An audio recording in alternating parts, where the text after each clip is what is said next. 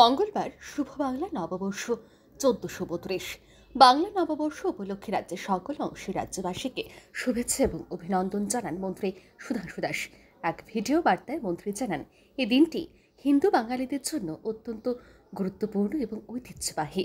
এই দিনটি আমাদের একের সাথে অন্যের আত্মীয়তার বন্ধনে আবদ্ধ হওয়ার সুযোগ এনে দেয়। মন্ত্রী আরও জানান, পুরনো বছরে ভুল ও ত্রুটি সংশোধন করে নতুন বছরে যেন আমরা সবাই নতুন উদ্যমে এবং নতুন আঙ্গিকে এগিয়ে যেতে পারি, এই কামনাই করেন তিনি। নমস্কার।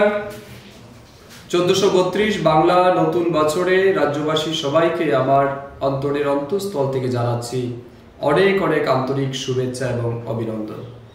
এই দিনটি আমাদের হিন্দু বাঙালিদের জন্য অত্যন্ত গুরুত্বপূর্ণ এবং ঐতিহ্যপূর্ণ দিন। এই দিন আমাদের গ্রামীণ এবং সর্বত্রই আমাদের যে পুরনো কৃষ্টির সংস্কৃতি রয়েছে, যার মাধ্যমে আমরা একে অপরের মধ্যে সৌভ্রাতৃত্ববোধ, একতাবোধ এবং আত্মীয়তার বন্ধনে আবদ্ধ হওয়ার সুযোগ প্রদান করে। এই উৎসব আমাদের ভারতীয় কৃষ্টি সংস্কৃতির অন্যতম উৎসব এবং অনুষ্ঠান। এই বছরকে আমরা নতুন উদ্যমে নতুন উৎসাহের সহিত স্বাগত জানাতে চাই। পুরনো বছরের আমাদের যে সমস্ত ত্রুটি এবং ভুলগুলি রয়েছে, এগুলিকে সংশোধন করে নতুন বছর যাতে নতুন উদ্যমে, নতুন আঙ্গিকে এবং আরও বেশি ইতিবাচক দিক থেকে সেই বছরকে আমরা স্বাগত জানাতে পারি, এটাই প্রার্থনা রাখছি। এদিন সম্প্রতি পশ্চিমবঙ্গের মুর্শিদাবাদ জেলার ঘটনার প্রসঙ্গ তুলে ধরেন মন্ত্রী সুধাংশু দাস।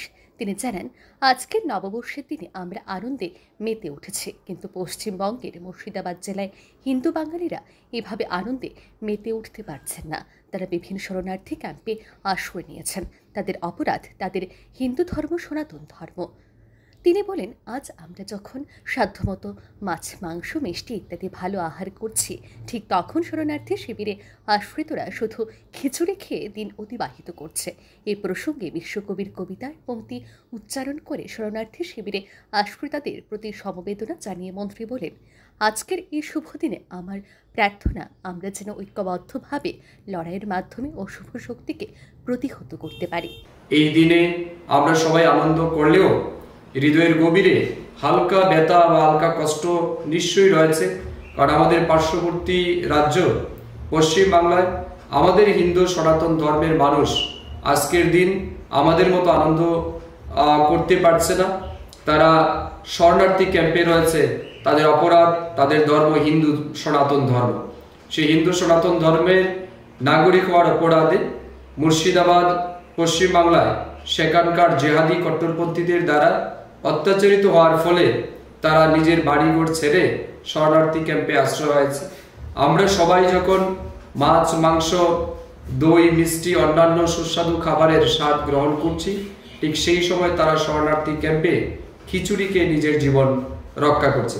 আমি আজকের দিনে তাদের প্রতি আমার সমবেদনা থাকবে এবং আমরা আশা করছি এই বাংলা ১৪৩২ বঙ্গাব্দে আমরা সবাই যাতে ঐক্যবদ্ধ হতে পারি এবং সমস্ত আসরিক শক্তির বিরুদ্ধে আরও বেশি ঐক্যবদ্ধ হয়ে লড়াই করতে পারি এবং প্রতিহত করতে পারি, এটাই প্রার্থনা করছি। কবি রবি ঠাকুরের ভাষায় বলতে চাই, মুছে যাক গ্লানি, ঘুচে যাক জড়া, অগ্নি স্নানে সূচি হোক দড়া, রসের আবেশ রাশি, শুষ্ক করে দাও আসি, আনো আনো আনো তব প্রলয়ের শাক, মায়ার কুজুমটি জাল, যাক গুছে যাক। নতুন বছর ১৪৩২ সবার জীবনে যেন সুখ এবং সমৃদ্ধি বয়ে নিয়ে আসে, এমনটাই কামনা করেন মন্ত্রী সুধাংশু দাস। ব্যুরো রিপোর্ট, আর নিউজ।